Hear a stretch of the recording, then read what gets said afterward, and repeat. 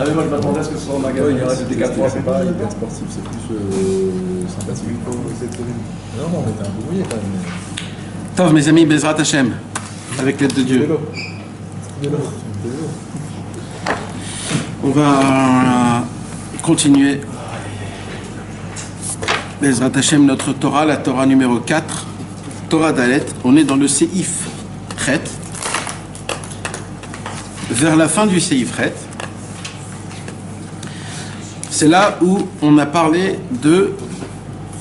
On va faire un tout petit résumé, Bezrat Hashem. Rabbi Nachman de Breslev nous apprend, bien sûr c'est basé sur les Rishonim, que toutes les mauvaises qualités, tous les défauts qu'un homme il a, tous les ta'avot qu'un homme il a, tous les désirs qu'il a, même ces fantasmes qui sont normalement humains, comme chacun croit qu'ils sont humains, quelqu'un qui fantasme sur le manger, sur l'argent.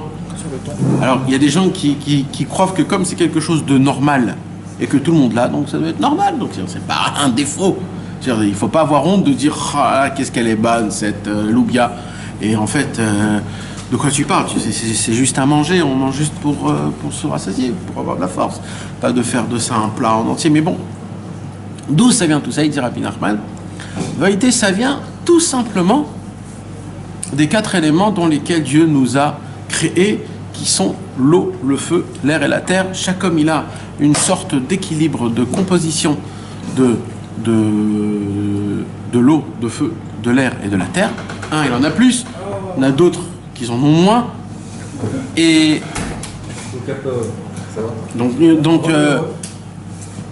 et c'est en fonction de ce qui se passe, avec le dosage qu'il y a, qu'un homme, des fois il est plus colérique, des fois il est plus chaud pour travailler, etc., etc. Tout ce genre de choses-là, en fait, c'est une combinaison de comment ils sont. Et Rabbi Nachman de Breslev nous a donné l'indication de ces 4 choses, qui sont tout simples. Les 4 points essentiels, qui sont l'eau, le feu, l'air et la terre. C'est la Gahava, le plus grave, ce qu'on avait dit, le feu, qui est équivalent à le feu, c'est la Gahava. Après, ce qui est équivalent au vent, l'air, c'est les paroles, toutes les paroles, le mensonge, le lachon hara, le motzi shemra, le rouler les gens, etc., la finesse que tu as avec tes mots. Après, l'eau, c'est toutes les ta'avot ra'ot, c'est tous les mauvais plaisirs et les mauvais désirs. Et il y a le dernier, c'est la terre. La terre, c'est tout ce qui est la lourdeur, la tristesse, etc. Donc, on a tous un petit peu ces 4 choses-là. Mais ce sont des choses qui sont dosées. Comme ils sont dosés, ils sont bien. Le problème, c'est quand ça commence à surmonter la dose normale. Quand ça commence à surmonter la dose normale, alors, ce qui se passe, c'est qu'on fait des choses qui ne sont pas bonnes. Alors maintenant, qu'est-ce qui se passe? Rabbi Nachman de Breslev, il dit, toutes ces choses-là, ils ont un dérivé. Et le problème, c'est surtout les dérivés. Parce que des fois, il y a des gens qui vont dire, Gava, je ne suis pas trop Gava. Parole, je ne parle pas trop de... Et il ne va pas se voir dans ces 4 catégories. Il va se dire, oh, c'est bien, je ne suis pas... Alors Rabbi dit, non, sache que des fois, c'est complètement enfoui en toi. Et ce qu'il faut savoir, c'est que, en vérité, c'est un travail, c'est un dérivé de ces choses-là. Et tellement on est plongé dans ces choses-là que, on ne fait pas attention qu'on est dedans. Mais Kitsour, il dit Rabbi Nachman de Breslev, comment on fait pour enlever ces choses qui sont mal en nous? Il dit Rabbi Nachman de Breslev, pour ça, il faut s'attacher au tzaddik. Voilà. Donc, s'attacher au tzaddik, ça veut dire quoi? C'est un point qui est très grand. Un point qui est très, très, très grand. D'accord? Mais maintenant, Rabbi Nachman de Breslev, il essaye de bien l'aiguiser en parlant dans ce contexte à nous. Et Rabbi Nachman de Breslev nous a appris que comment on fait pour s'attacher à un tzaddik. Le commencement de tout, il y a un minimum de 3 choses. Que ces 3 choses-là, shalom aleichem, que ces 3 choses-là, on a déjà, Baruch Hashem, on les a abordées.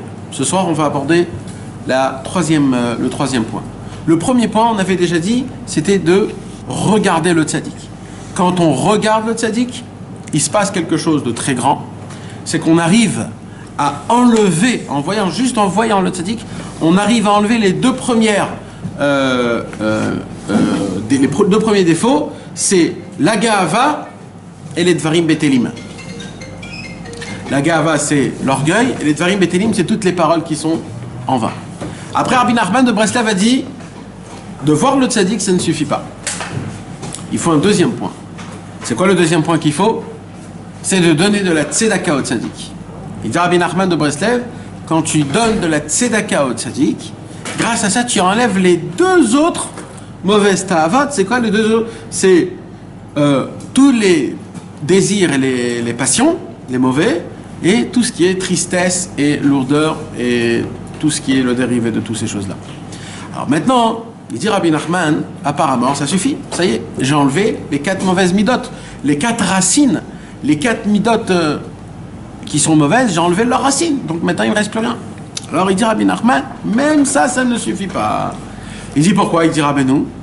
Il dit Rabbeinu, parce que, qu'est-ce qui va se passer maintenant que tu n'as pas tes mauvaises midotes? Tu vas avoir des très grandes bonnes volontés, mais tu ne pourras pas les appliquer. Ça, mes amis, c'est très important ce que je suis en train de vous dire. Et aujourd'hui, les gens, ils mélangent tout. Tzadik, Talmid Chacham, Rav, Mekoubal, ils mélangent tout aujourd'hui. Il n'y a pas un seder normal. Dans ce que je suis en train de vous dire, il y a beaucoup de gens qui disent l'essentiel, c'est quoi? C'est d'enlever les mauvaises midotes. Il faut les enlever, les mauvaises midotes. Et créer des bonnes midotes.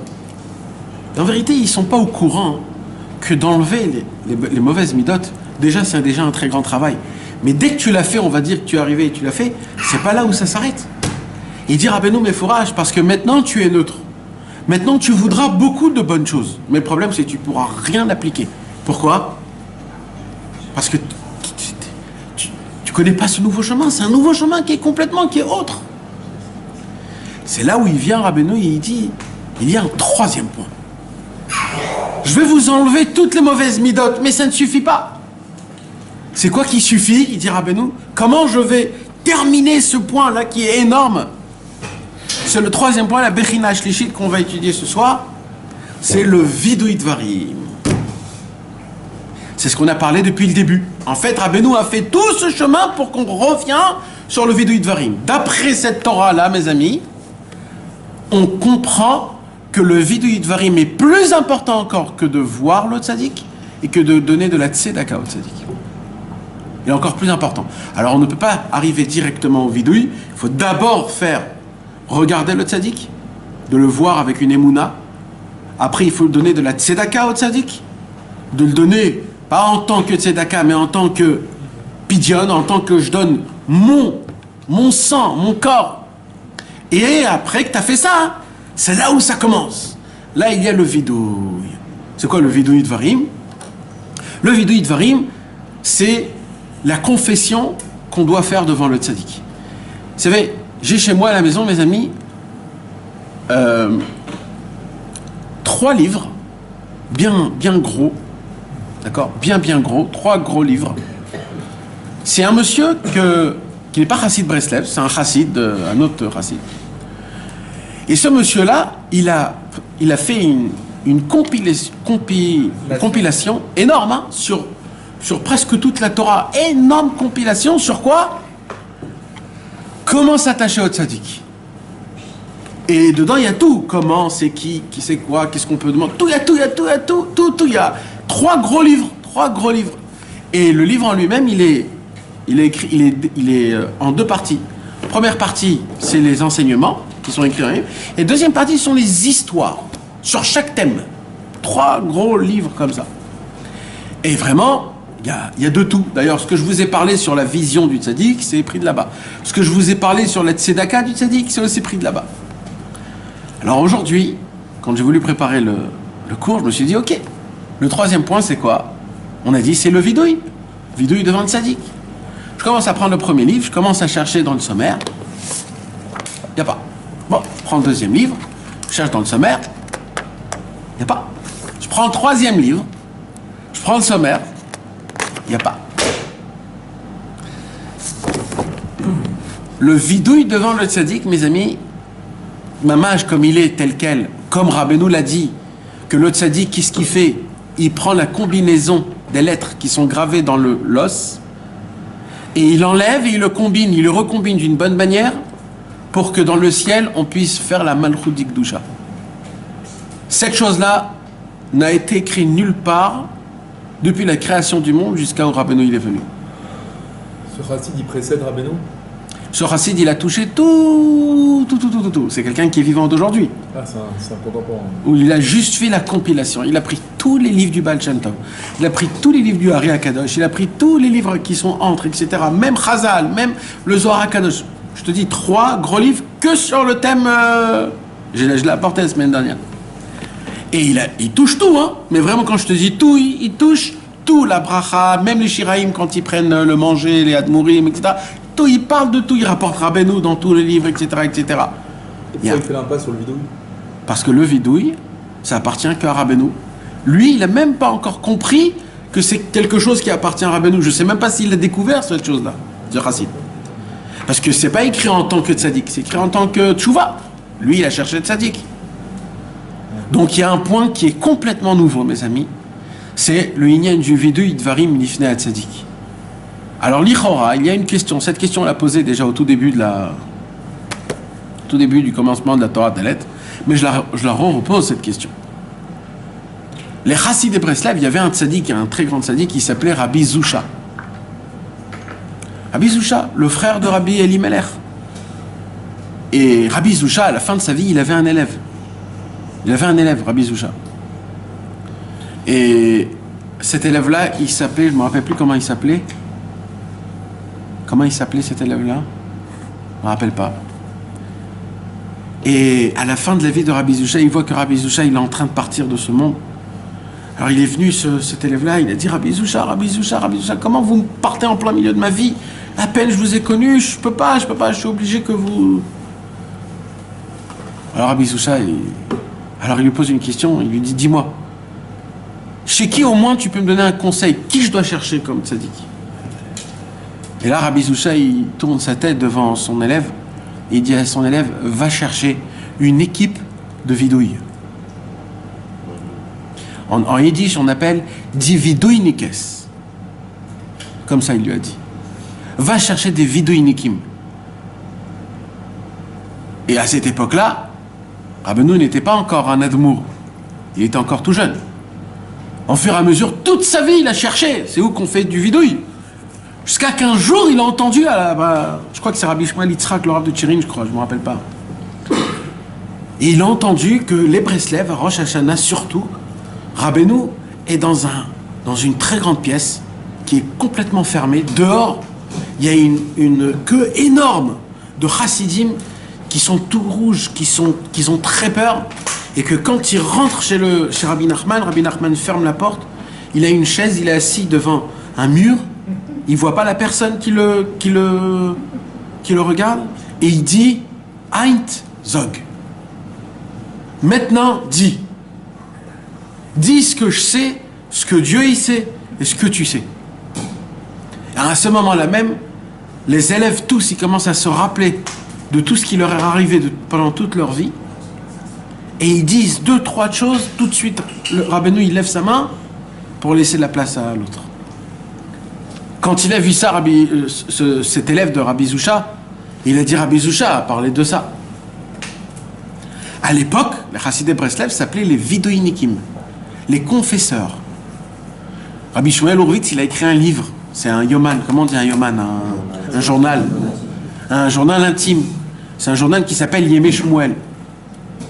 Et dans ce livre Yemé Shmuel, Rabbi Shmuel Horvitz, il raconte quand il est parti voyager à Ouman, à l'époque, c'était impossible de voyager à Ouman. Shalom Aleichem, Shalom Aleichem. À l'époque, c'était impossible. C'était impossible de voyager à Ouman. Et Rabbi Shmuel Horvitz, il a quand même voyagé B'Msirut Nefesh. Il a voyagé B'Msirut Nefesh, il a raconté dans son journal intime, qui a été imprimé il n'y a pas longtemps, qu'à Ouman, il y avait trois équipes à Ouman, à son époque. Rabbi Shmuel Horvitz, il y a à peu près, on va dire, il y a 100 ans, on va dire, 70 ans. À Ouman, il y avait 3 équipes. Il y avait la première équipe, c'était l'équipe la plus simple de Rabbi Shimshon Barsky. Vous savez c'est qui Rabbi Shimshon Barsky? Celui qui a écrit Etzot Mevoharot. D'accord? C'était le petit-fils de Rabbi Nachman. Lui, Rabbi Shimshon Barsky, il s'occupait des gens simples. Des gens qui travaillent la journée, mais que leur cœur brûle tout le temps. Comment on fait pour se rapprocher de Dieu? Alors Rabbi Shimshon Barsky les invitait tous les mois de ses Shabbat, tous les vendredis soirs, tous les jeudis soirs quand il n'y a pas le travail. Et quand il y a des fêtes. Et il invitait plein de musiciens. Et ils jouaient tous de la musique, ils chantaient des chants de Rabbeinu. Et il leur parlait beaucoup d'histoires, il leur parlait beaucoup de paroles, mais des paroles simples d'Avodat Hashem. Et ils allaient là-bas, et ils brûlaient. Et lui, il avait la plus grande équipe. Après, il y avait la deuxième équipe. C'était qui? C'était l'équipe de Reb Avram Sternhartz. La Rosh HaChaboura. Reb Avram Sternhartz, le petit-fils de Rabbi Nathan. Le Chazan pendant 50 ans de tous les Chassidei Breslev au Kloïs de Rabbi Nathan. Rabbi Avram Sternhartz, il connaissait tout le Likutei Moharan, tout le Likutei Halachot, par cœur, mot à mot. Mot à mot. Rabbi Avram Sternhartz, il était l'élève de Rabbi Nachman de Tchérin et l'élève de Rabbi Nachman de Tulchin. Pas de Tulchin, Rabbi Nachman, je ne me rappelle plus. Il avait ses deux élèves, c'était un élève de ces deux rabbanim, que ces deux rabbanim c'était des géonim comme on ne peut même pas s'imaginer. C'est le père et fils, hein? C'est le père et fils que tu as cité. Qui? Rabbi Nachman de Tuchin et Rabbi Abraham, non? Rabbi Avram Sternhartz. C'était qui les deux? Rabbi Nachman de Tchérin et l'autre je ne me rappelle plus c'était qui. Qui? Après, à la fin de sa vie, il est venu monter en Israël. À la fin de sa vie, quand il avait déjà plus de 70 ans. Mais avant, quand il était jeune, c'était lui qui parlait à Rosh Hashanah, quand Rabbeinu, il parlait à Rosh Hashanah. Entre les 2 jours, c'était lui qui parlait devant tous les Chassidei Breslev. Il s'asseyait, il fermait les yeux, il commençait vers l'après-midi, il commençait à dire une Torah, du Likutei Moharan, sans l'expliquer, hein, mot à mot, par cœur. Une Torah en entière. Et après qu'il terminait la Torah, il disait tous les Likutei Halachot, mot à mot, de cette Torah. Il commençait dès l'après-midi, après Tashlir, de Rosh Hashanah, et il terminait dans Chatzot, le Rosh Hashanah de la deuxième partie. Ils n'avaient même pas encore fait vite, ni mangé la Seouda. Et tous les Chassidei Breslev étaient là-bas. Et lui, Reb Avram Sternhartz, lui, il avait aussi une équipe d'Avodat Hashem. Comme ça, il raconte, Rabbi Shmuel Horvitz. À Ramnuchot. Et lui, sa kvutza, lui, c'était qui? C'était les Ovdim. C'est quoi les Ovdim? Les Ovdim, c'est un symbole. À Ovdim. C'est quoi les Ovdim? C'est les bosseurs. C'est ça les Ovdim. Ceux qui bossent. Mais c'était à l'époque de Rabbi Israël Kardona. Ça, c'était après, un petit peu après. Pas avant, à l'époque, ça non. Rabbi Israël Kardona, c'était avant. Ça, c'était après. Il n'y a pas une vidéo de lui? 2. Sternhartz, il y a une vidéo de lui. On le voit qu'il marie, dans un mariage, comment il marie. Mais à cette époque-là, il est tout petit, on le voit pas avec sa grandeur et avec sa... Et c'était qui les Ovdim, mes amis? C'était des gens qui n'ont rien dans leur monde, dans leur vie. Ils savent même pas ce que c'est l'argent. Ils sont toute la journée dans la Avodat Hashem. Leur vie, c'est Chatzot, c'est Hitbodedut, c'est y aller faire au Tzioun de Rabbeinu 4-5 heures par jour, des études, de la prière, des pleurs, tous les jours, une Avodat Hashem de guerrier, de commando. Toute leur vie. Toute leur vie. Ça, c'était la deuxième partie. C'est pas encore la troisième partie, mes amis. Il y a une troisième partie. Il y a une troisième partie. À Ouman, il y avait une troisième partie, une troisième équipe. Et cette équipe-là, c'était l'équipe de Reb Avram Reb Nachman. Eux, on les appelle les Srafim. C'est quoi les Srafim? Les brûleurs. Eux, c'était un autre truc. Eux, c'était tous les jours, minimum 6 heures de vidouille devant le tzaddik. Eux, ils ont pris sur eux de demander Teshuvah pour tout le Ham Israël. Et c'est ça toute leur vie. Ils sont 6 heures par jour en train de se vider soi-même, les élèves du monde en entier, tous les Averot de tout l'âme Israël. Et eux, ils prennent sur eux et ils font devant le Tzion de Rabbeinu 6 heures de vidéo toute la journée. Vous savez de quoi on parle? C'est pas... Eux, il y en avait 4, 5, 6 qui changeaient de temps en temps. Et comme ça, il raconte Rabbi Shmuel Horowitz dans son... que quand il arrivait dans son journal, quand il arrivait à Ouman, il dit c'est de la folie de voir comment ces 3 équipes qui sont plus ou moins... Ils sont un peu extrêmes l'un de l'autre. Presque, c'est des mondes, ça veut dire, c'est pas... Et malgré ça, ils priaient ensemble, ils mangeaient ensemble à la Souda Shlichit et eux qui douchent du matin, et ils avaient un même langage. Un ne se voyait pas plus fort que l'autre. Un ne se disait pas, moi je suis un vidéo unique, je peux pas m'asseoir avec un de Rabbi Shimshon Barski. Ma pitom. Tu voyais comment quand Rabbi Shimshon Barski, de temps en temps, il parlait, tout le monde mettait son oreille pour l'écouter. Même celui qui fait 6 heures de vidouille. Même celui qui est toute la journée dans Chatzot. Rabbi Shimshon Barski lui-même, c'était un moré, comment on dit, c'était un maître, il apprenait la langue russe. Rabbi Shimshon Barski, lui-même, Rabbi Shimshon Barski, en tant que petit-fils de Rabbi Nachman, quand il est né, le pauvre, ils ont grandi dans un endroit, je crois qu'il y a eu la maman à Rabbi Shimshon Barski ne pouvait pas le faire grandir, elle était malade, elle ne pouvait pas la téter. Donc en fait, ce qui s'est passé, il a grandi dans une autre famille qui pouvait le nourrir. Et cette famille était light, on va appeler ça. Et donc Rabbi Shimshon Barski n'a pas grandi dans les termes chassidiques, on va appeler ça. Et il savait très bien parler le russe, très bien écrire. Il parlait le polonais. À l'époque, c'est des choses qu'ils ne savaient pas, les juifs. Ils savaient parler que yiddish, ils ne savaient pas écrire, ils ne savaient pas. C'était des choses qu'ils ne savaient pas. Lui, il connaissait la langue à la perfection. Il a grandi dans des écoles importantes, etc. Et après, quand il est revenu dans sa famille et il voit ses frères, ses sœurs, il voit ses oncles, il voit la Ovdei Hashem, il se dit, mais qu'est-ce que j'ai fait de toute ma vie en entière? Et la première fois où il a fait ce clash, c'était par Rabbi Israël Cordonneur. Il a vu Rabbi Israël Cordonneur. Il a dit, ça y est. Et Rabbi Moshe Breslever, et Rabbi, à l'époque, et avec Rabbi Shimshon Barski, et Rabbi Israël Cordonneur, les 3, c'était tous de Ovdei Hashem. Et Rabbi Shimshon Barski, de là-bas à être un apprenant, un enseignant de langue russe, que Rabbeinu, il dit que c'est pas bien du tout de parler des langues qui sont extérieures, surtout d'apprendre des choses comme ça. Et lui, il se voit comme ça en tant que petit-fils de Sarah, la fille plus élevée de Rabbeinu. Et lui, il descend d'elle.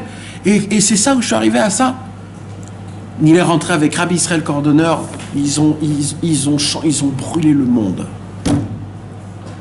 Ils ont créé le premier kollel Chatzot. Le premier kollel Chatzot au monde, c'était à Ouman. C'est Rabbi Israël Cordonneur, c'est l'invention de Rabbi Israël Cordonneur.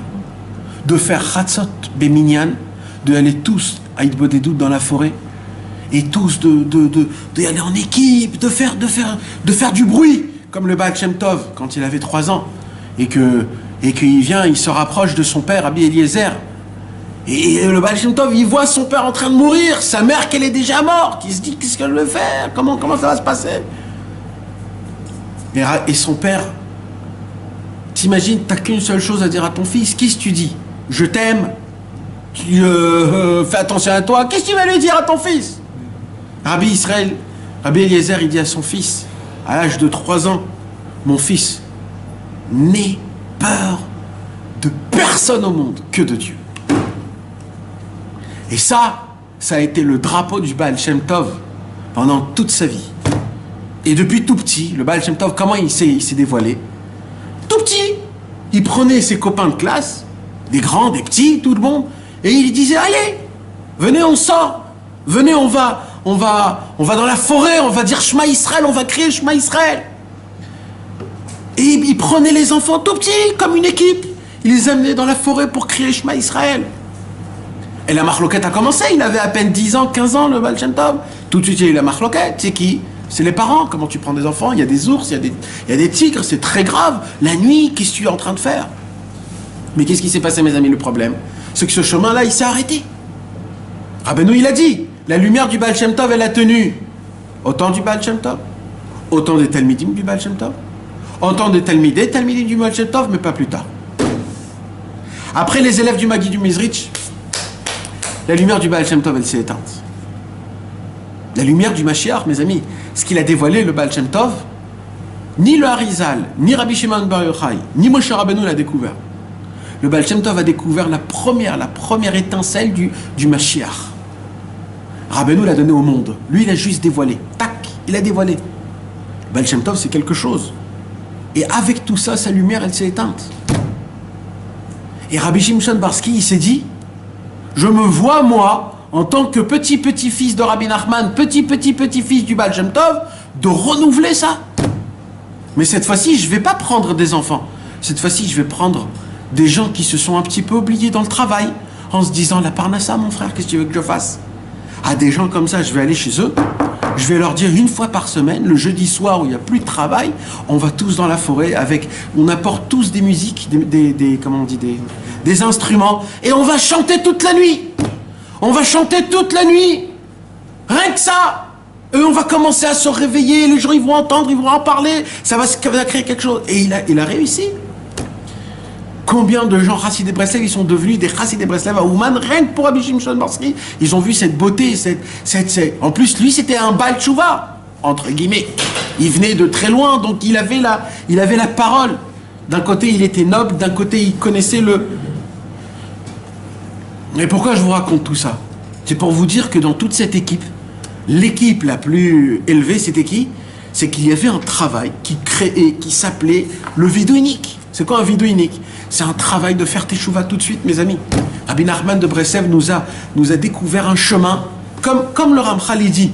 Le Ramchal il dit dans le préface du Mesilat Yesharim, il dit, celui qui croit que j'ai écrit ce livre, pour quelqu'un que quand il va ouvrir ce livre, il va apprendre des nouveautés, eh ben dégage tout de suite. Le Messiah Yesharim, il dit, tout ce que j'ai écrit ici, c'est des choses que tout le monde connaît. Alors pourquoi je l'ai écrit? Pas pour apprendre, pour vous rappeler. C'est tout. Sache-le. Je vais juste te rappeler des points. Comme ça, il dit le Ramchal. Quelque part, mes amis, ce que Rabbeinu nous a fait avec le vidouille, c'est quelque chose de tout nouveau. De tout nouveau d'un côté, mais qui est super connu. Et qui est reçu, plus ou moins. On va en parler, Bezrat Hashem, quand on va étudier. Parce que Rabbeinu, il rapporte un pasouk de la Torah, il rapporte un fait qui s'est passé, comme quoi le vidouille, il doit se faire devant le tzaddik. Mais là, Rabbeinu nous a appris quelque chose de plus fort que ça. Que le nekuda du vidouille, qui doit être tout le temps avec nous, le vidouille. Tout le temps. Un vidouille se fait tout le temps avec nous. Maintenant, avant ça, il faut qu'il soit devant le tzaddik. Dans ta pensée, dans ton cœur. Parce que j'ai vu, mes amis, aujourd'hui, dans des lettres de Rabbi Shmuel Hurwitz, dans Mirtavei Shmuel, si vous voulez la note, le Mirtav Pechet. Dans le Mirtav Pechet, il dit Rabbi Shmuel Hurwitz quelque chose de fort. Il dit que quand tu fais un vidouille dvarim, regardez comment c'est beau, comment on a parlé de Rabbi Shmuel Hurwitz tout à l'heure, on reparle encore une fois. Rabbi Shmuel Hurwitz, il dit comme ça. Si on prend le tzaddik, d'accord, en grandeur, viens on le mesure en grandeur spirituelle. Combien il est grand? Non, pas de limite, c'est Hachem. Il a une limite. Mais combien il est grand? 4, 5. Il est grand comme tout Israël. Il est grand comme toute l'Amérique. Il est grand comme tout Israël et l'Amérique. Il est grand comme tout le monde, comme tout le soleil, ou alors l'espace en entier. Il s'arrête jamais de grandir, de toute façon. Ah, non, mais c'est pas une question de bébé, mes amis. C'est une vraie question. Il s'arrête jamais de grandir. Alors Rabbi Shmuel Hurwitz, il dit comme ça. Puisque c'est certain que Rabbeinu, dans sa grandeur, il a bien dépassé le globe du monde. D'accord? Donc là où tu es sur le monde, tu es à côté de lui. Donc tu es toujours devant lui. Il dit, mais pour ça, il faut que tu aies la émouna que c'est vraiment comme ça, qu'il est tellement grand.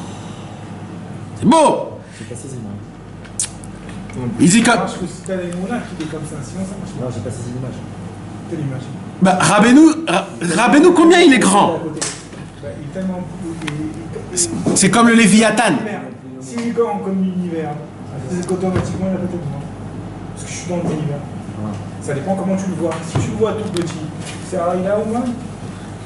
Si tu le vois plus grand, Exactement. il arrive en Eretz Israël. Exactement. Si tu vois le plus grand, c'est qu'il est partout, même en Chine, dans notre truc, il est là-bas, il est là-bas, il est partout. Parce que c'est les quatre fondements, etc.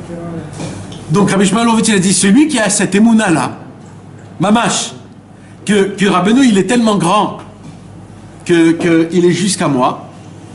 Alors il dit, avec cette émouna, quand je fais le vidouille, je le fais devant le tzaddik. C'est un chidouche. C'est comme l'histoire que je vous ai racontée. Un jour, quelqu'un est venu raconter une belle histoire à Rabbi Nathan. Il y avait un très grand tzaddik qui s'appelait Rabbi David Milelov, l'élève du Noam Elimelech. Et Rabbi David Milelov, un jour, il devait voyager à Rosh Hashanah chez le Noam Elimelech. C'est chaud quand même. Hein? C'est chaud quand même. Quoi? C'est-à-dire que bon, Attends. Ceux qui sont depuis X temps, ils peuvent comprendre. Mais but en blanc, quelqu'un qui ne connaît pas, je lui dis ça, il ne peut pas dire quoi. C'est un peu léchard, c'est un merde. C'est vrai? Il peut te dire. Chaque parole de Torah, chaque parole de Torah. Il va revenir 10 cours en avant, il va te dire le bidou, tu fais un Hachem ou tzaddik? Non, devant, on parle de devant le tzaddik à Hachem. Tu fais le vidouille à Hachem, devant le tzaddik. Le processus, c'est que maintenant le mec il vient de commencer la caméra, il a pas vu les 15 secondes derrière. Il dit ouais, c'est complètement allumé.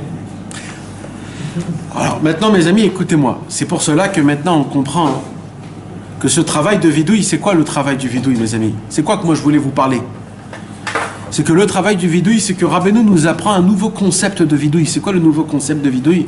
C'est que tu vis tout le temps en te confessant. Parce que sinon ça marche pas. Ça veut dire quoi? Ça veut dire, Hasbe Shalom, tu as eu une mauvaise pensée? Et bon, j'ai eu une mauvaise pensée, je te demande pardon. Je prends sur moi de ne plus recommencer. Rabbeinu, il veut que tu commences à vivre une vie où tu demandes pardon tout le temps, toute la journée. Parce que dès que tu te dégages, t'es propre. Dès que tu demandes pardon, c'est fini, t'es propre. Donc tu vis tout le temps bien. Tu vis tout le temps avec une neshama qui pèse pas. Et c'est pour cela, mes amis, on va voir maintenant comment Rabbeinu il nous le dit dans le Likutei Moharan. Vous allez voir comment c'est beau. Abechina Shlishit, c'est quoi le troisième point du Likutei Moharan qui nous apprend comment s'attacher au tzaddik? Un homme il se confesse devant le Talmid Chacham. Il dit Talmid Chacham, il dit pas tzaddik. Ouais, mais après il dit Talmid Chacham Prinat Moshe. Tout de suite après. D'accord? Quand tu trouveras un Talmid Chacham Prinat Moshe, tu m'appelleras. Maintenant, Shali et Désé, il dira ben nous. Là, mais même, et tout ce que tu dis avant, c'est. Il te parle des 4 billes. Ouais, bien sûr. À qui tu vas faire. Il te parle d'un enseignement qu'il faut aller chez le tzaddik et faire le guidouille. Exact. Tu penses, c'est celui qui t'a donné déjà la Torah. Exact. Qui t'a donné déjà. Exact. Déjà pour donner une Torah comme ça. Tu vois bien que. Je vais te dire un truc, d'accord? Je vais te raconter un truc qui m'est arrivé il n'y a pas longtemps. J'ai eu un certain problème familial et je suis allé voir les personnes qu'il faut voir pour ça. Et on s'est assis, on a parlé longuement, on n'a pas longtemps. Et le monsieur, il analyse ce problème-là, donc la solution c'est ça, ce problème-là, la solution c'est ça. Alors je dis bon, problème, solution, c'est très facile, la théorie, essaye de me parler un peu. Alors il dit écoute, voilà, il commence à parler, et à la fin du compte il dit écoute, c'est très simple. Vous avez un rave, appelle ton rave et il va te dire comment ça se passe. Bon, je continue la conversation et on revient sur un autre point qui me termine avec le même point. Bah écoute, ça on demande toujours un rave, c'est le rave qui va dire. Et plusieurs fois on me répète ce même truc. Je lui dis dis-moi, c'est qui toi ton rave que tu lui poses toutes ces questions-là? Alors il dit écoute, nous c'est connu, les Français, on a un rave, il nous connaît depuis qu'on est tout petit, il nous tient. Je lui dis et tu lui poses ce genre de questions et il te répond en plus. Il m'a dit bien sûr. Je lui dis bah tu sais quoi, je vais essayer. J'ai appelé aujourd'hui ma femme. Rav, il a un mur de tampons et de théoudotes. D'accord? C'est ce que tu parles. Non, non. Il a appelé, j'ai appelé. Et et ma femme, elle a dit le problème comme il est. Mais quand ma femme, elle a dit le problème comme il est, elle a dit comment on lui a expliqué le problème. Ça veut dire très philosophique, très... ils ont un nom pour chaque problème, donc c'est ça et c'est ça. Moi, je suis resté neutre. Alors le Rav, il lui a dit toutes les réponses les plus belles, etc.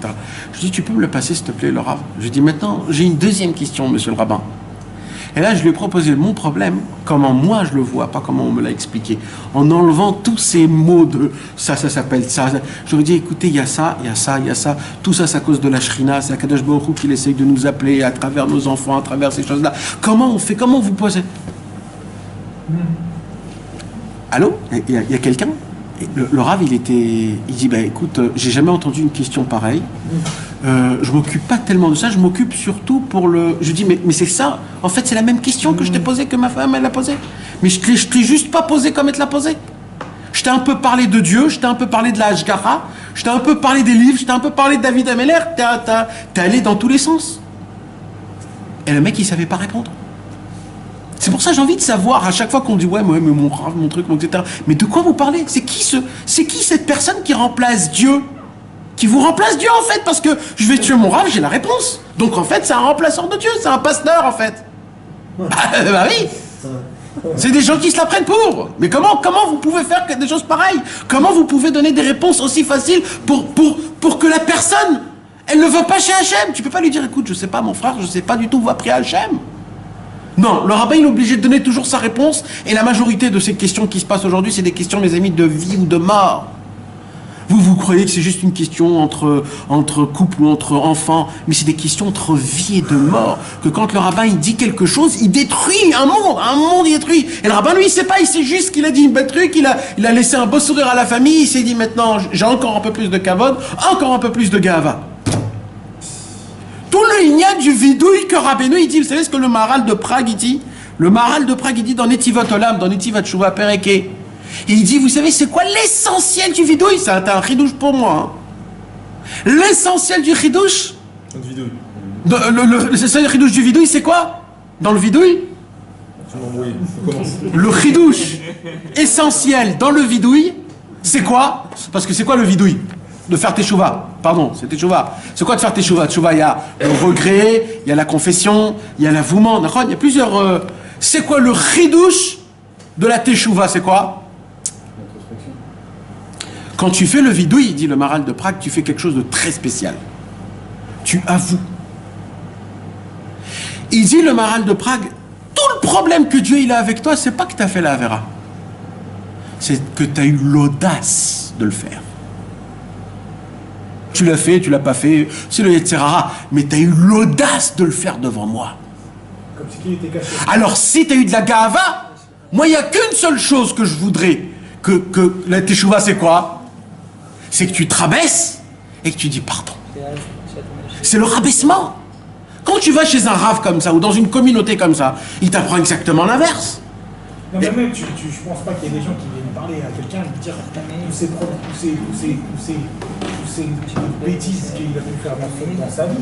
Même d'avoir qu'il y a quelqu'un qui va aller voir quelqu'un, et quelqu'un qui va lui dire. Mais je vais dire la vérité. Je vais lui dire, mais va-t'en, Satan, va-t'en. Monsieur, je vais dire la vérité. Mais il n'y a pas de chouva pour toi, comme pour, tu te rappelles, quand quelqu'un oui. Rabbi Nathan, il Nachon. a dit, le jour de Yom Kippour, j'ai volé un Sefer Torah et j'ai juré le jour de Yom Kippour, comme quoi je ne l'ai pas volé. Ouais. Il a dit, eh ben, tu sais quoi, maintenant tu vas dans la forêt, c'est bon, t'es pardonné. D'accord? J'ai dit, va dans la forêt toute ta vie et c'est clair, c'est clair que tu vas être pardonné. Mais tu veux que je te dise c'est quoi le problème, Moshe? C'est que quand tu appelles un rave et qu'il te parle et qu'on te parle et que tout le monde... C'est trop tentant. Non mais tu commences à croire. Moi j'ai commencé à croire qu'il y a un vrai truc comme ça. Mais tu sais pourquoi? Parce qu'on... Je suis allé voir une autre personne qui fait partie de l'équipe de Rabbi Israël, un Talmid Racham, assis en tricot, parce qu'il avait chaud. Pas le mec super Il avait devant lui des Gemarotes et des Midrashim, hein. Mais il sait pas... Attends, il y a quelqu'un qui doit venir... Non, il est comme il est. Et il est venu, et il a remis les points sur les i, les Torahs de Rabbeinu, tout simplement. Les problèmes comme ça, c'est à cause de ça. Et Dieu, il veut te rappeler, le monde, il n'existe pas, mais de quoi tu me parles? Il n'existe pas. Tout c'est Hachem qui veut te rappeler, il veut que tu te réveilles. Et là, d'un coup, tu dis, mais c'est de la folie, comment on tombe dans le panneau? Et comment, mais c'est tout, on a tous les jours, on a des problèmes comme ça que le Yetzer Hara nous donne le tampon, comme quoi, oui, on est obligé de passer par une sorte de... Vous savez, mes amis, je vais vous dire un truc, c'est un secret, c'est plus un secret maintenant. Il y a les caméras. Il y a les caméras, il y a tout. Il faut faire retour rapide. Eh ben, il y a quelques jours, on a découvert, c'est quelque chose qu'on le savait, mais on l'a jamais vu. Et il y a quelques jours, on a vu pour la première fois une lettre que Rabbi Israël, il a écrit à Ben Gurion. Ben Gurion, le premier ministre de Eretz Israël. Alors on connaît que Rabbi Israël, il a écrit à Chazar, mais pas à Ben Gurion. Il en parle à Chazar. Il en parle. Voilà, on sait, mais on ne sait pas c'est quoi cette lettre. On a retrouvé la lettre. Et là, on a retrouvé la lettre. On avait vu qu'on était chez toi. Non. C'est l'autre. Ouais. Elle était où? C'était chez quelqu'un. C'était de la famille, je sais pas comment. Et là-bas, c'est une lettre, mes amis. Il a dû l'insulter. Écoutez, mes amis. Écoutez, je vais vous dire quelque chose. Moi, ça m'a redonné un souffle de renouvellement. Michel. Ça fait tellement longtemps que j'ai pas eu ça. Mais tu vois l'approche que Rabbi Israël avait sur Ben Gurion, c'est trop noble. C'est de la perfection. On peut même pas s'imaginer de... C'est une art. C'était un artisanat, Rabbi Israël. C'était un art, comment dire, un artiste. Comment rapprocher? C'est de la folie. En plus, cette lettre, il a écrit pile poil à l'époque où il avait une des très grandes guerres contre les Haredim, contre les orthodoxes, parce qu'il voulait obliger que les filles ils vont à l'armée et que les garçons ils vont à l'armée. Et le Chazon Ish, il s'est déplacé jusqu'à Begin. C'est quelque chose qui ne s'est jamais passé. Et il a dit, sache qu'il n'y aura pas un seul des Bachouré ou des filles qui vont être à l'armée, et moi j'en suis garant. Et Begin il dit, mais qui tu es toi? C'est moi qui ai à l'armée. Il dit, mais tu crois qu'on a peur de ton armée? Mais j'ai pas peur de ton armée. Et là le Chazon Ish, il a ouvert sa chemise. Le Chazon Ish, c'était pas le Chazon Ish, mes amis, il a dit, tiens, mon cœur, je te fais montrer mon cœur. Pointe le pistolet et tire. J'ai pas peur. Il a dit, j'ai pas peur. Et Begin, presque il a essayé pour voir si vraiment il avait peur ou pas. Et lui, il a eu très peur. Et depuis qu'il a dit le Chazon Ish que les filles ne seront pas à l'armée, jusqu'à aujourd'hui, les filles ne sont pas à l'armée. Jusqu'à aujourd'hui. Il n'y a pas. Le Chazon Ish, il a été possèque dans le ciel, c'est fini. Ils peuvent maintenant sauter, il n'y a pas. C'est comme ça, ça a été fait. Maintenant, pourquoi je vous dis le Chazon Ish? Parce que cette histoire, après que le Chazon Ish a fait avec Ben Gurion, Ben Gurion est devenu l'ennemi total, premier du monde orthodoxe. Et il a fait des choses réelles. Donc tous les rabbinim, il l'insultait, il parlait contre. Quelque temps, dans le désordre du temps, c'est-à-dire 3, 4, 5 mois, on va dire 6 mois, Rabbi Israël lui envoie une lettre. Il faut être fort quand même. Rabbi Israël, regarde Rabbi Israël comme un homme, un pachout. Il habite à Tibériade. À Tibériade, il n'y a pas de Breslev, il est tout seul, comme toute sa vie, à Tibériade. Des Breslev, on avait à Jéru, à Tzfat, mais pas à Tibériade. Et lui, Rabbi Israël, tout seul, comme toute sa vie, en solitaire. Pas de copains, pas de... Dans sa toute petite maison, il pense à envoyer une lettre au Premier ministre. Mais t'as rien à faire. Fais ton aveu, je sais pas. Mais vous voyez la lettre qu'il lui envoie, vous croyez qu'il a peur, le... Je crois pas. Parce que Chazar, c'est beaucoup plus tard. Non, pas beaucoup plus tard. J'ai vu, c'est pas beaucoup plus tard. C'est la même période. C'est la même période, dans la même année. De toute façon, c'est Chazar qui lui a appelé Rabbi Gurion. Non, pas la première. Pas la première lettre. Ouais, j'ai vérifié. Ouais. Il y a eu plusieurs lettres à Ben Gurion. Apparemment, on sait 2 lettres. Il y a eu une correspondance aussi. Ouais. Et à la fin de la 2e lettre, il lui dit « J'attends ta réponse ». À la fin. Il lui dit « J'attends ta réponse ». Ça veut dire ne me balade pas. Parce qu'il a envoyé une lettre. Et là, il a envoyé une 2e lettre. Et là-bas, tu sais ce qu'il lui dit? Il lui dit, en 2 mots, hein, parce que je vais vous la faire en 2 mots parce qu'elle est longue. Dans la lettre, il lui dit là-bas, Rabbi Israël, il lui dit, d'un côté, t'es le plus rachat du monde. Mais d'un autre côté, c'est que si toi, tu fais tes chouvas en t'annulant un Rabbi Nachman, tu deviens plus fort que nous tous. Parce que Dieu, ce qu'il veut, c'est quoi le kavod d'Hachem? C'est que plus la personne, elle est en bas et elle fait tes chouvas, plus le kavod de Dieu, il est encore plus grand. Donc moi, pour arriver à faire un kavod de Dieu, il faut que j'en passe. Toi, tu peux le faire comme ça. Il faut juste une seule chose. Annule-toi en Rabbeinu, que Rabbeinu peut te prendre en charge et te rendre un tzaddik. Cette lettre, mes amis, Rabbi Israël, il a dit, les lettres que j'ai écrites aux grandes personnes, ils sont en fait adressés à vous. Il a dit, mais fourrage, Rabbi Israël. Quand on voit ces choses-là, mes amis, que Rabbi Israël, en fait, il nous dit ça, c'est qu'on a tous ce problème-là. On a un problème, c'est quoi notre problème? C'est qu'on n'y croit pas vraiment que Rabbeinu nous prend en charge et qu'il peut nous rendre des vrais tzadikim. On n'y croit pas. Et comme tout dépend de la Emouna, si Ben Begin, il aurait ma'amine dans ça, il serait devenu Ben Gurion, il serait devenu un vrai tzaddik. Chazar, presque il a flanché. 20 ans de lettres envoyées. C'est ça la lettre, c'est celle-là, c'est ce que tu viens de dire là. Ouais. Où est-ce que tu l'as publié? Et ils vont la publier, ouais. Donc, vous imaginez, mes amis, comment c'est des choses qui sont grandes. C'est ça, ça fait partie de tout ce qu'on apprend, c'est dans cette Torah surtout. C'est quoi le Inyan? Tu sembles dire, excuse-moi de te couper, mais tu sembles dire que la réponse n'est pas importante en fait, au Ben Gurion. Bah, sauf on sait qu'il n'a pas fait de choses.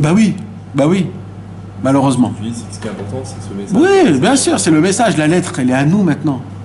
Moi, quand j'ai lu cette lettre, pour moi, c'était un vent de fraîcheur. Vous vous rappelez les bombes comme ça que tu fais là?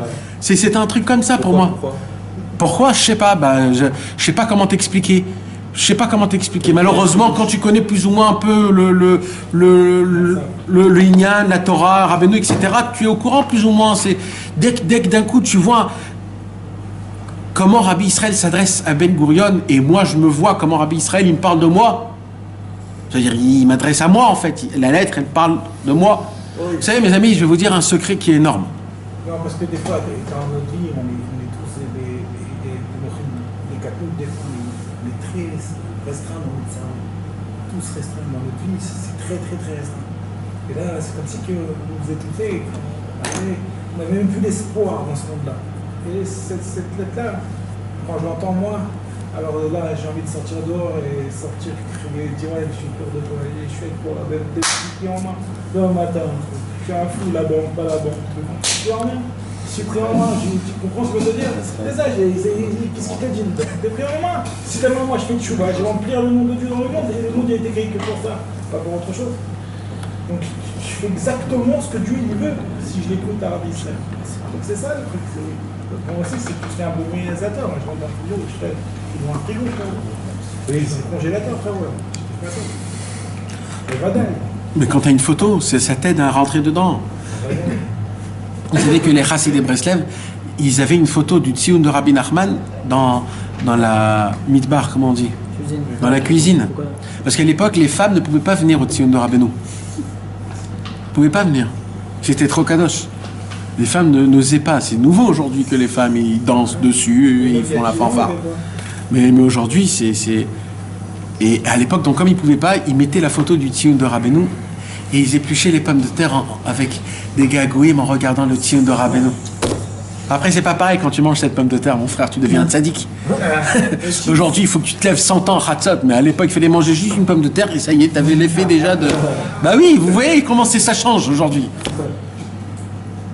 Vous savez, il y a une parole, mes amis, c'est un grand secret ce que je veux vous dire. Je l'ai appris il n'y a pas longtemps, mais c'est très important. Parce que des fois, on est à côté de la plaque. Non mais là, je vais vous apprendre un nouveau ridouche.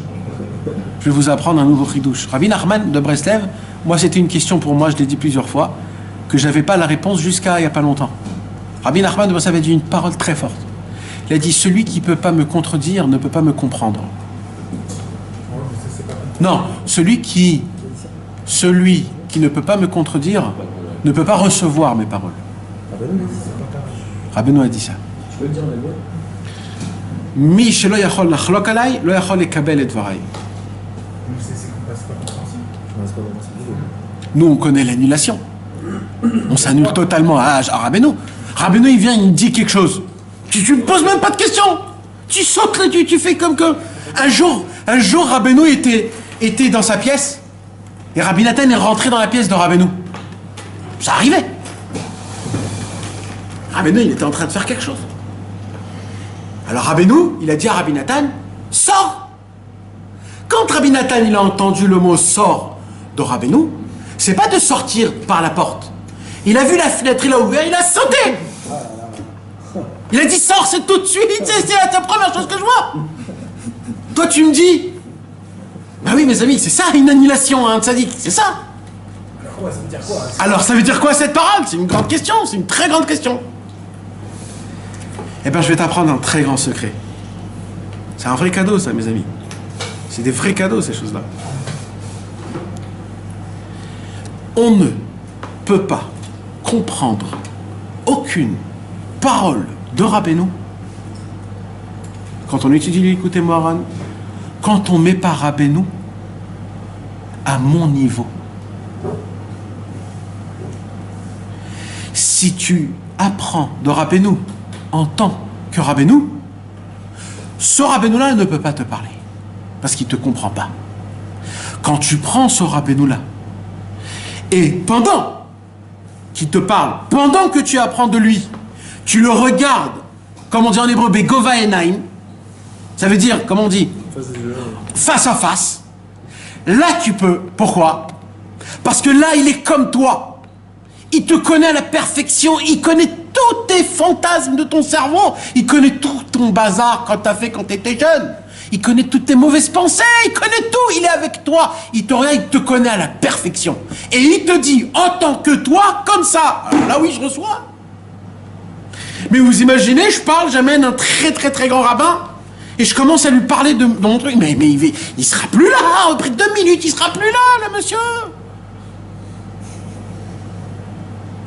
C'est ça le pshat. On ne peut pas recevoir mes paroles quand on ne peut pas me contredire. C'est quoi me contredire?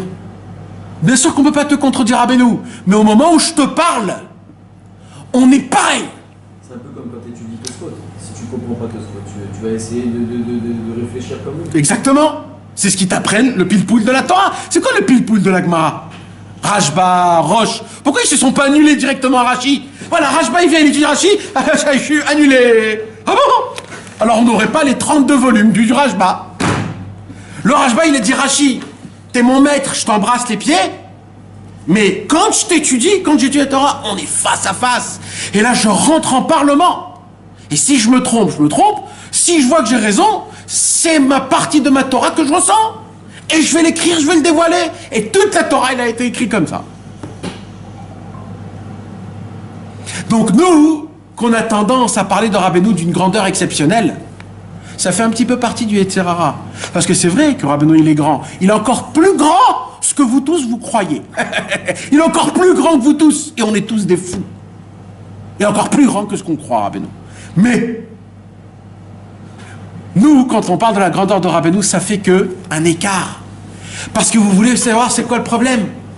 C'est que si Rabbeinu il dit moi j'ai fait comme ça, moi j'ai fait comme ça, je vous jure que dans vos têtes vous dites ouais mais c'est Rabbeinu. Et là vous avez perdu le fil que Rabbeinu il voulait que vous ne parliez pas. Parce que Rabbeinu il voulait que quand tu le parles, tu me regardes au niveau. Tu confonds. C'est ça, Rabbeinu, il dit, mais oh, mais qu'est-ce que vous avez, les gars? Vous me regardez tous d'un œil comme si que je suis votre... Parlez-moi, il dit Rabbeinu, racontez-moi, ne jouez aucun jeu devant moi. Rappelez-vous, tremblez de moi, parce que je ne suis pas votre ami. Mais au moment où je te parle, où je te donne un enseignement, on est, pose-moi toutes les questions. Et tu vois que Rabbi Nathan, il était comme ça. Rabbi Nathan, Rabbeinu, il parle de la grandeur d'Eretz Israël. Il parle de la grandeur d'Eretz Israël, la grandeur d'Eretz Israël. T'auras Yutet, t'auras Chaf. C'était une première de parler de la grandeur d'Eretz Israël Mamash. Parce que Rabbi Nathan, il s'est rapproché après que Rabbeinu il a voyagé en Eretz Israël. Donc pour Rabbi Nathan, c'était une première. Alors Rabbi Nathan, il ne comprenait pas exactement pourquoi Rabbeinu il parle d'Eretz Israël. Alors qu'est-ce qu'il fait Rabbi Nathan? Il dit bon, ça... Bon. Mais il voit que Rabbeinu, il insiste, il se rapproche de Rabbeinu, et là il me pose une question, excusez-moi mes amis, avec tout le kavod, mais une question un petit peu bête. Chas v'shalom, mais ça veut dire... Simple. Mais Rabbi Nathan, il n'a pas honte du tout. D'accord? Si on aurait tous cette question, on l'aurait écrasé, après on aurait fait des pilpouline tout seul. Le Rabbi Nathan, en plein milieu, il parle à Rabbeinu, il dit attends, Rabbeinu. De quel Eretz Israël vous parlez? C'est un monde? C'est une sphira? C'est quoi? Rabbeinu dit mais de quoi tu me parles, Rabbi Nathan? Je te parle d'Eretz Israël. La pierre, les maisons, les arbres. Eretz Israël! Qu'est-ce que tu dis? La mode, des trucs comme ça. Eretz Israël! Tu vois que Rabbi Nathan, il a insisté, il continue. Il dit Eretz Israël avec que les gens ils voyagent en bateau. Qu'est-ce que tu insistes, Rabbi Nathan? Quand tu me donnes de la Torah, il faut qu'il n'y a aucun Massach Mavdil, aucun écran et aucun filtre entre toi et moi. Il faut que la conversation, elle doit être 5 mégahertz. Vous savez, dans la radio, là, que ça passe. Pas qu'il y a un... Je t'entends pas. Il faut que la ligne, elle soit à la perfection entre toi et le tzaddik. Et que la grandeur du tzaddik ne te voile pas les yeux. Pour que ça marche. Hein? Pour que ça marche. Pour que tout fonctionne. Non, pour que le bidouille il marche. Pour que le vidouille marche aussi. Pourquoi les gens ils n'arrivent pas à faire vidouille? Pour plein d'ignalim. Et après pour que... Mais le tzaddik, tu crois qu'il a besoin de ton vidouille, le tzaddik? C'est que toi qui as besoin de son vidouille. Le tzaddik, il a besoin, en fait, on a dit, c'est quoi le secret de la tchouva, du vidouille? L'avouement. Juste l'aveu. D'avouer. Avouer, c'est tout. Avoue juste ce que tu as fait. Vous savez, il y a une marloquette dans la Gemara, on va l'étudier, Bezrat Hashem, on ne peut pas parce qu'on a beaucoup parlé. Il y a écrit que Kol Amumatin Mitvadin. Tous les morts se confessent. C'est une halakha. C'est une halakha. La Chevra Kadisha, quand il voit qu'il y a une personne qui est en train de partir, vite on lui fait Shema Israël et on fait le vidouille. D'accord? Maintenant il dit Rabbeinu, c'est quoi Kol Amumatin Mitvadin? Il dit Rabbeinu, on ne parle pas de la mort. Il dit Rabbeinu, à chaque fois que tu te sens que ton cœur est mort, Kol Amumatin Mitvadin, quand tu te sens mort, fais vidouille tout de suite. Tu vas recevoir une nouvelle neshama, une nouvelle vie. Un nouveau... En fait, c'est à l'envers, Rabbeinu, il te l'a appris. En fait, Rabbeinu, il veut te dire, tu veux sortir d'une rasra, tu veux te sortir du monde, tu t'es réveillé pas comme il faut, tu veux changer la disquette. Fais un vrai vidouille, mon frère. Tu vas ressentir tout ça, tout neuf. Si tu peux faire les trois en même temps, regarder le tzaddik, mettre la tzedaka, faire le vidouille, t'es au top niveau. Et c'est ça, le travail, c'est que là, Rabbeinu, il essaye de nous faire apprendre comment vivre une sorte de vie qui est spéciale, où tu es toujours connecté avec Akadosh Baruch Hu en étant un homme qui est baissé. Question pratique. Comment faire un vidouille devant le tzaddik le matin à Nana? Ou de Rafra à Nana le matin? C'est une bonne question. Alors, il y a question pratique. Il y a écrit dans les lettres de Rabbi Shlomo Wexler, on les a déjà dit, tu prends l'Écoutez Moharan, plus l'édition est ancienne, mieux c'est, ou alors celui du Keren de Rabbi Israël. Tu prends le L'Écoutez Moharan et tu fais devant le L'Écoutez Moharan. On a dit que le panim, c'est le pnimi. C'est-à-dire la panim, la face du tzaddik, elle est dans le L'Écoutez Moharan. Donc avec ta émouna que tu as, avec la hitkashrut que tu as, avec l'attachement que tu as déjà grâce aux dates, que tu étudies les livres, tu es attaché, etc., tout ça ensemble quand tu fais devant le Likutei Moharan, c'est aussi compté comme faire devant le tzaddik.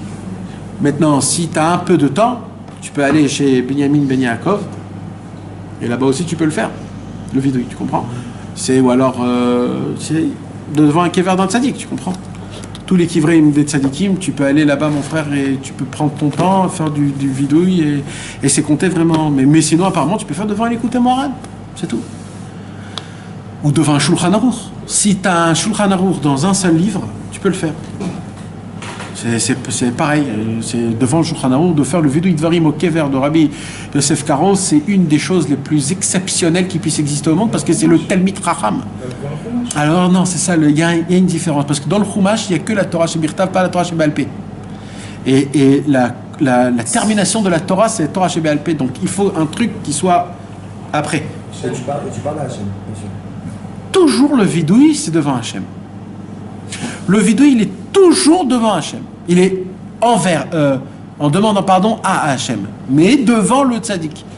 Pourquoi, mes amis? Juste, je ferme la boucle, Bezrat Hachem, parce que vous vous rappelez, on a donné une parabole de la Gemara Masechet Sota, qu'il y avait un homme qui marchait dans un chemin qu'il ne connaissait pas, que c'était en plein milieu de la nuit, avec des trous et des ronces et des voleurs et des bêtes féroces. Et avec tout ça, c'était dans la nuit, et il ne sait pas où il va.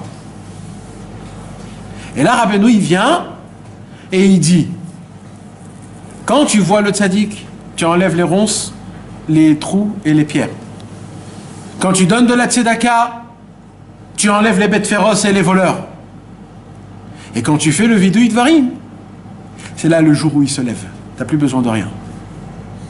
Mais après tout ça, tu ne sais pas dans quel chemin tu vas. Parce qu'il y a écrit, d'accord, le jour il s'est levé, donc tu n'as pas de problème de rien, tu vois le chemin. Mais où tu es là? Où dans quel chétar tu es? Pour ça, on a besoin du vidouille. Quand un homme il fait le vidouille dvarim à chaque fois, quand il ne sait pas quel chemin il doit choisir. L'année prochaine, c'est une nouvelle année. Quelle année je vais prendre? Quel livre je vais étudier? Par quoi je vais commencer cette année? Dans quoi je vais me renforcer à Rosh Hashanah? Je vais prendre sur moi une Kabbalah chez Rabbeinu. Qu'est-ce que je vais promettre à Rabbeinu pour cette année? C'est des choses que je ne sais pas. C'est des choses qu'il faut que je réfléchisse, que je puisse les tenir. Quand tu fais un petit vidouille dvarim avant, le tzaddik, il te donne son chemin. Et là, tu sais comment tu peux fonctionner. Tu sais comment tu peux aller. Tu sais qu'est-ce qu'il faut que tu prennes.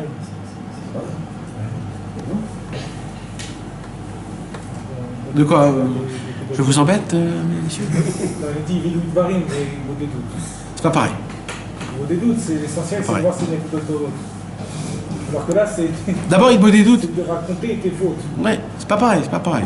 Tu peux l'inclure dedans, mais c'est pas pareil. Si tu fais un vidou, tu fais un vidou, tu fais un vidou.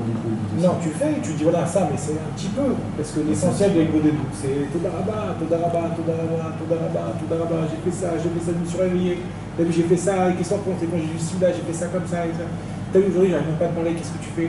T'as vu ça, j'ai vu ça, j'ai fait ça. Mais c'est à la fin. Après, tu reviens dans la simcha. Tout il y a de l'ego des doutes, c'est Mechadesh. Là, c'est Mechadesh en disant tes faux parce que c'est collé à nos os, avec les combinaisons et ça en envers. Et que quand tu dis les choses, par la technique qu'on a donnée là-bas, c'est une technique. Non. Ça. Et quand tu dis tes C'est fautes. le 17 et le 19 et le. Alors, les fautes, C'est le 19 et le, pas le 19 av. Ah, c'est pas le 19 av. Parce que nous, ça se peut que c'est, si ouais. on passe à jouer des doutes, à faire peu vidéo, mon frère, tu sors, t'es pas baissé. Non, c'est clair. T'es à la ramasse. Mais qui sont mes amis, ce que Rabbeinu nous apprend, c'est d'essayer de vivre une sorte de vidouille. Malheureusement, c'est quelque chose qu'on n'en parle pas, que les rabbins n'en parlent pas. C'est pas le genre de cours que tu peux découvrir sur YouTube ou sur des rabbins de...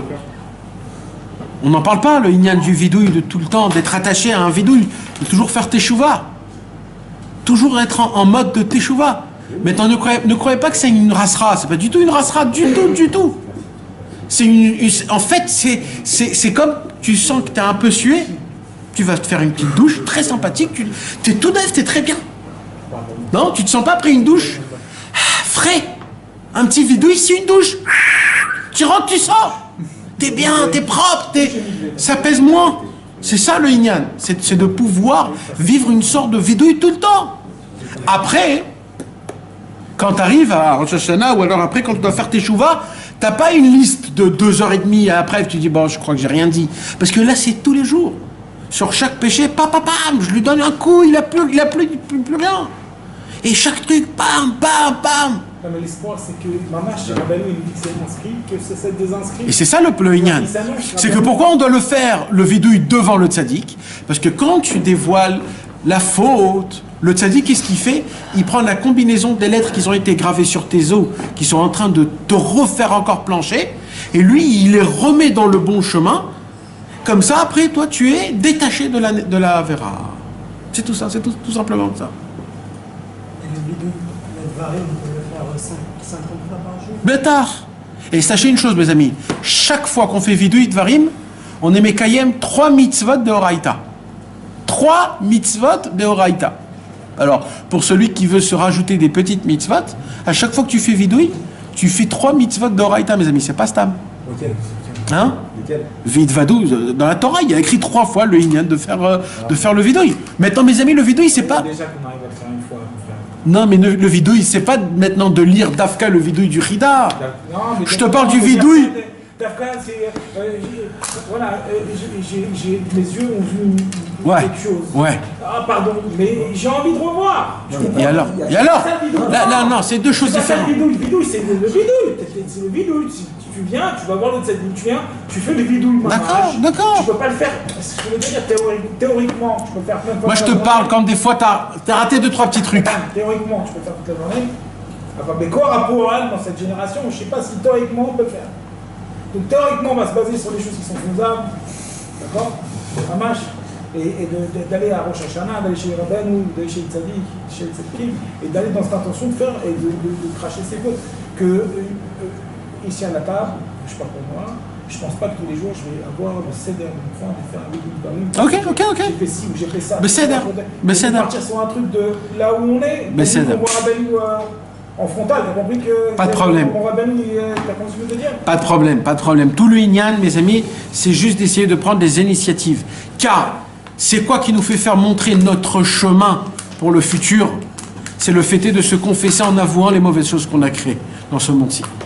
Et Rabbeinu nous apprend d'essayer de vivre une sorte de vie qui est tout le temps dans ce Inyan-là, de pouvoir se rabaisser, parce que le fait est qu'on a fauté, c'est la ga'ava. J'ai eu de l'audace, j'ai osé.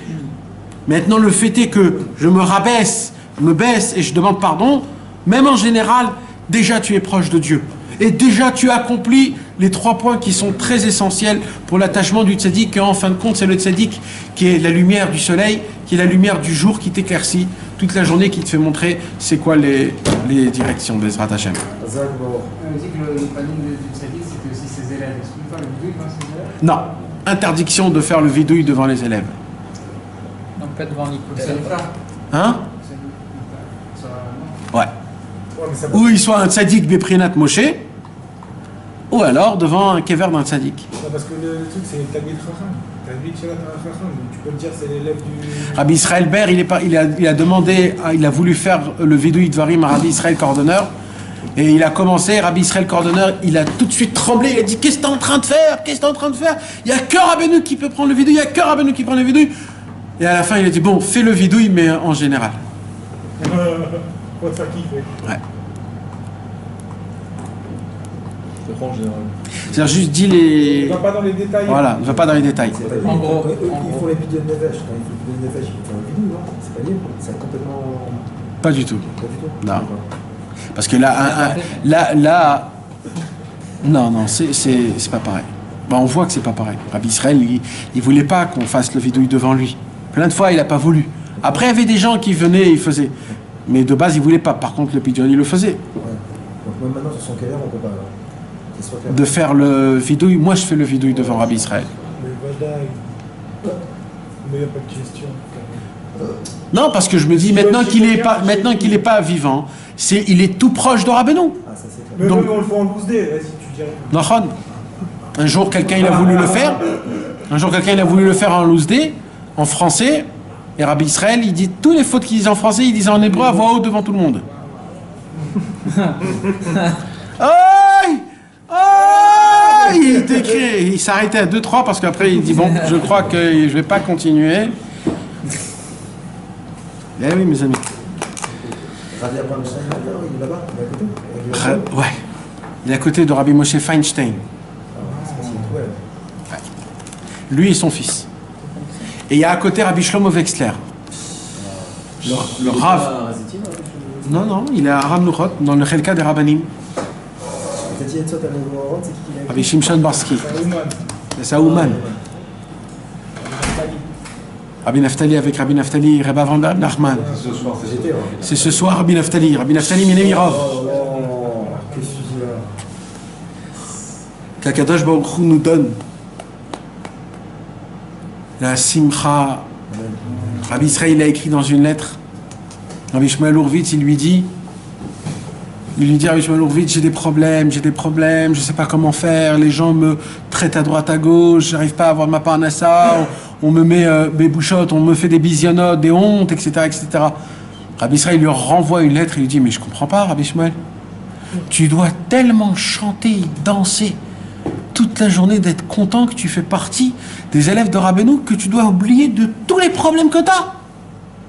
Tellement que tu danses toute la journée. Tellement que tu dois être Bessimcha. Comme ça, il lui a dit.